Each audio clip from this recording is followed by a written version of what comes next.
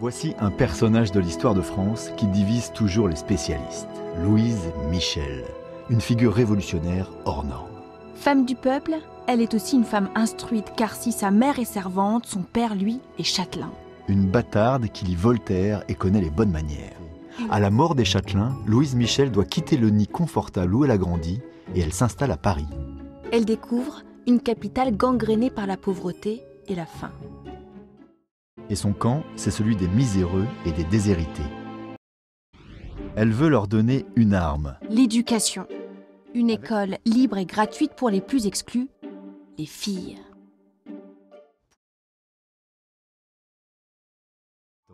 Le 28 mars, 200 000 Parisiens se rassemblent devant l'hôtel de ville et proclament la Commune. Pendant 72 jours, un mini-gouvernement se met en place à Paris qui devient, de fait, une commune autonome. La Commune est un véritable laboratoire de la société moderne. Bien avant Jules Ferry, on instaure l'école gratuite et obligatoire pour tous. On décidera même la réquisition des logements pour les citoyens qui n'en ont pas. Le droit au logement. Mais l'une des plus grandes révolutions est l'égalité entre les hommes et les femmes. Pendant la Commune, elle s'émancipe. Les idées de Louise Michel sont en marche, des idées qu'elle a prêchées tant de fois le soir dans les églises réquisitionnées. Pendant la Commune, les femmes sont sur tous les fronts. Sur les barricades, elles sont cantinières et ambulancières. Rares pourtant sont celles qui prennent les armes. Mais pour Louise Michel, c'est là qu'il faut être. Si ça ne tenait qu'à elle, Louise Michel aurait lancé l'offensive sur Versailles. Mais les communards pensent davantage à établir leur nouveau système. Mais le calme et la paix qui règnent dans la capitale est de courte durée. Car à mesure que l'armée de tiers se renforce, les fédérés, eux, se démobilisent. La plupart des défenseurs de Paris rentrent chez eux ou profitent des terrasses de la capitale. Le 21 mai, alors que les Versaillais s'apprêtent à lancer l'assaut, il ne reste plus que 60 000 combattants communards contre 130 000 soldats de tiers. C'est David contre Goliath. Les Versaillais vont alors écraser les communards dans la terreur. Tous les hommes et toutes les femmes portant la tenue de garde nationale ou même soupçonnés de se battre sont tués. Du 21 au 28 mai, quelques 30 000 communards sont exécutés. Le sang coule tellement dans les rues de Paris que la Seine devient rouge. Les communards mettent le feu à la capitale. La nuit du 23 au 24 mai, ils brûlent les Tuileries et leur QG de l'hôtel de ville. On n'abandonne pas le navire, on le coule. Dans cette semaine sanglante, la violence est totale.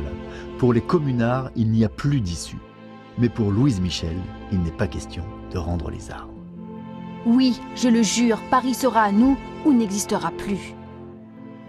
Auprès d'elle, une poignée d'hommes dont la plupart n'a jamais combattu. Encerclés, débordés, bombardés, les communards sont totalement désorganisés. La Commune s'achèvera dans un bain de sang. Au cimetière du Père-Lachaise, les derniers fédérés sont assassinés à la mitrailleuse. Après les combats, les insurgés seront traqués et pourchassés. 43 000 arrestations ont lieu. Louise Michel en réchappe.